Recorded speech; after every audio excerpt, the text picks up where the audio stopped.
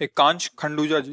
राघवेंद्र श्री कुछ। महाराज जी, आपका कहना है कि अपने कर्म करते जाओ, फल की चिंता ना करें। महाराज जी, मैं पूर्ण तरीके से अपने कर्म करता हूँ, लेकिन फिर भी मुझे गलत समझा जाता है। माँ बाप, भाई बहन, दोस्त, रिश्तेदार, सबकी प्रति मेरा आचरण अच्छा है, लेकिन उनकी तरफ से जो सम्मान मुझे मिलना चाहिए वो नहीं मिलता। यही कमी है, यही कमी है आप में और हम लोगों में, सब में यही कमी होती है जो हमें धर्म से भ्रष्ट कर देती है।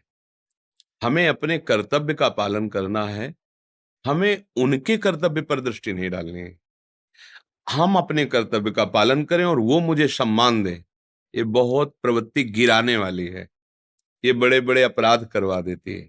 जैसे हम माता पिता बीमार, उनकी सेवा कर रहे हैं, अब उनका स्वभाव जो जीवन भर रहा है, अब अंतिम में फाइनल में उनकी बुद्धि को डिस्टर्ब करेगा।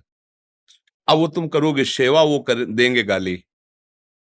तुम करोगे सेवा, चार लोग जब उनके पास आएंगे तब वो निंदा करेंगे तुम्हारी। नहीं, आपकी सेवा क्या सेवा करता है ऐस, और वो जब शब्द कान में पड़ेंगे आपके, तब आप जलोगे। नहीं, इसका मतलब है आप अभी जो बात बोले कि फल की इच्छा ना करो, इसका मतलब आपकी दृष्टि फल पे है। आप इच्छा करो ना करो, यही फल है कि कम से कम यार मैंने आपको इतना प्यार दिया, इतनी सेवा दी, तुम प्यार तो मुझे दो। और फल क्या मतलब, वही आम आम थोड़ी सेव थोड़ी मांग रहे हो, उसका परिणाम मांग रहे हो कि हम कम से कम आपको जो सेवा कर रहे हैं उसके बदले में प्यार दृष्टि तो दो, थोड़ा सम्मान तो दो मुझे। रिस्पॉन्स कम से कम अच्छा हमारे प्रति भाव। नहीं नहीं नहीं, तुम मुझे गाली दो और मैं तुम्हें सम्मान करूं, तब जाकर तुम उस ऊंचाई पर पहुंचोगे अध्यात्म की। यही तुम चूक कर जाते हैं। फिर जब हम तुम्हारी रात दिन सेवा करते हो, तुम उनसे बात कर रहे थे कि कोई सेवा नहीं करते। हाँ, नहीं करते तुम। अगर कंट्रोल से नहीं हो पाया दिमाग का, तो आप उन माता पिता का अपमान कर देंगे। गाली नहीं जाऊंगा, रात दिन इनकी सेवा को, फिर भी लोगों से यही कहते हैं, रिश्ते नातेदारों से यही कहते हैं, ये कुछ सेवा नहीं करता, ये संपत्ति। बस सावधान। हमें गुस्सा तब आता है जब हम अपने कर्तव्य करते हुए दूसरे से चाहते हैं कि हमारे प्रति ऐसा कर्तव्य करें।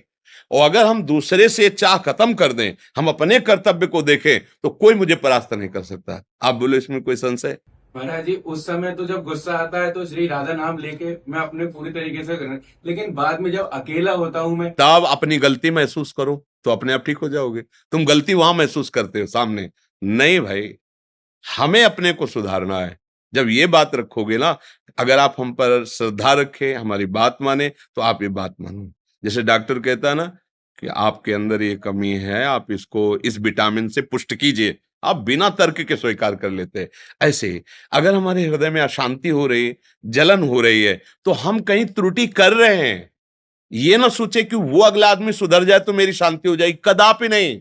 मेरी कोई त्रुटि हो रही है, नहीं तो मेरा हृदय आनंदित होना चाहिए। तो त्रुटि ये हो रही है जो हमारा शास्त्र कहता है, सबहि मान प्रद आप अमानी। सबको मान दीजिए पर आप मान की चाह न रखिए, तो आप ऊंचाई पर चढ़ेंगे। आप क्या कर रहे हैं? अच्छा काम कर रहे हैं, बदले में क्या चाहते हैं? शाबाशी, प्यार, सम्मान, थोड़ा सा कृतज्ञता। सामने वाला कृतज्ञ तो हो यार, हमने इतना सब कुछ किया। ये चाहत आपको अपने धर्म से गिरा देगी। जब आप एकांत, खुद बर एकांत बैठोगे, तो ये बुद्धि से आपको सलाह दे, यार सब बेकार है, इतना किया, खवाया पियाया सब, उसको इतना मित्र माना, कर्जा लेके भी उसके साथ ऐसा है, और वो कुछ नहीं मान रहा, तो सब बेकार है यार। फिर क्या है, अब हो गया, अब बदल गया, रास्ता बदल गया अंदर से बस यही संभालना है। अगर ये संभल गए ना, इसलिए शास्त्रीय सिद्धांत, अमानिना मान देना, स्वयं अमानी रहकर दूसरे को दान देना, मान का कोई सेवा नहीं, कोई अपराध नहीं है। वो हमें गाली दे सकते हैं जिनकी हम सेवा कर रहे हैं, क्योंकि हमको ऊंचे चढ़ना है। एक थे, तो आर्मी में वो गए, तो वो जब गए वहां, तो थोड़ा लंबाई में छोटे पड़ गए, सब में पास हो गए, निकाल दिया गया। तो बड़ा ऑफिसर था, उसने देखा, उसने कहा रुको, बुलाया और पैर में बूट मारे, ऐसे पंजे में जूता पहने हुए थे, कस के बूट मारा और एक थप्पड़ उसके मारा। खड़ा रहा। वो ऐसे, क्या नाम तुम्हारा? बोले सर, सुभाष नाम। ए, पास करो इसको। नेत्र नीचे, सर सुभाष नाम। मैं बिल्कुल कोई फर्क नहीं पड़ा। बोले पास करो इसको, बढ़ जाएगा, अभी बच्चा है, आगे बढ़। आज वो आर्मी में डॉक्टरी पदवी पे है उसमें। समझो एक, आपको सहनशील कितना होना है। जहां आप फेल हो रहे हो, सहनशीलता ने पास करवा दिया ना, बिना घूस के, बिना कोई घूस नहीं लगी थी। वो बता रहा था कि हमें ऐसा आपके संग के कारण ऐसा लगा था कि मेरी परीक्षा हो रही। मैं चुपचाप शांत खड़ा, जब उन्होंने थप्पड़ मारा, पूछा, तो हम बड़े सम्मान से बोले सर मेरा अमुक। वो बड़े प्रसन्न हो गए, पास कर दिया। समझ रहे हो, हम जब किसी पद पर जाना, ऊंचाई पर जाना चाहते, तो हमारे साथ हो सकता है कि जिसकी हम सेवा करें वो हमारा अपमान करे, और अगर हम सह गए और प्रसन्न मुद्रा में रहे तो हमारी अंदर की भूमिका बदल जाएगी। काम क्रोध लोभ आदि जो आक्रमण करें वो छू नहीं पाएंगे, भगवान ऐसी ऊंचाई पे चढ़ा देंगे। ये आध्यात्मिक की ऊंचाई है। बहादुर हो, इतना और सह जाओ। सहते सहते आगे, सहत सहत बाढ़े भगति, गृह तन गुरु हित गार, गृह तन गुरु हित गार, हार अपनी करि मानत। जीत गया। यहाँ जो हार गया ना, वो जीत गया। ठीक है, मैं कुछ भी हो, अब मैं सब कुछ सहूंगा, पर अब मैं अधर्म नहीं करूंगा, कड़ुआ नहीं बोलूंगा, गंदा आहार नहीं करूंगा, गंदा व्यवहार नहीं करूं। जीत गए। अंदर ही अंदर है जो आपकी पवित्रता, दिव्यता आएगी। अब जैसे अभी पीछे एक भाई ने प्रश्न किया, मुझे कुछ अनुभूति नहीं हो रही। भैया, आपकी सांसारिक दृष्टि है, आपका सांसारिक भाव, तो अनुभूति किससे करोगे? जब छोटी वस्तु कुछ देखना होता है तो दूरबीन से देखते हैं, दूरदर्शी नेत्र है, और उसके लिए लगाता है नहीं, दूर की वस्तु देखने के लिए या सूक्ष्म वस्तु देखने के लिए लगाता है ना।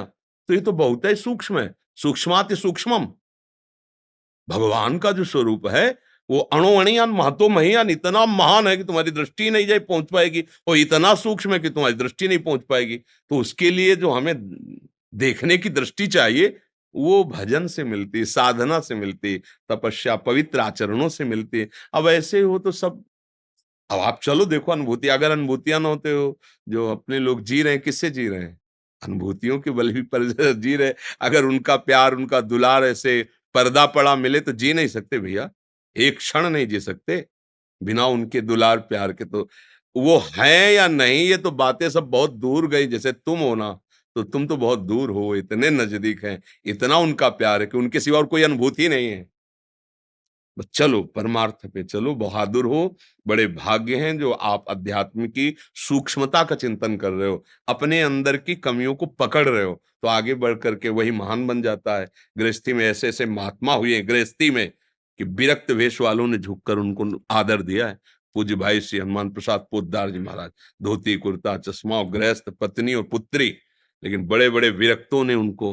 तो ऐसा नहीं, वस्तु का आदर होता है, चाहे वो गृहस्थ में आ जाए चाहे विरक्त में आ जाए। ज्ञान और वो आ गया तो आपका, हाँ, जब आदर की चाह मिट गई तब आदर मिलना शुरू हो जाता है। और जब चाह रहती तो आदर लायक कुछ होता नहीं है, क्योंकि उस समय अहंकार होता है।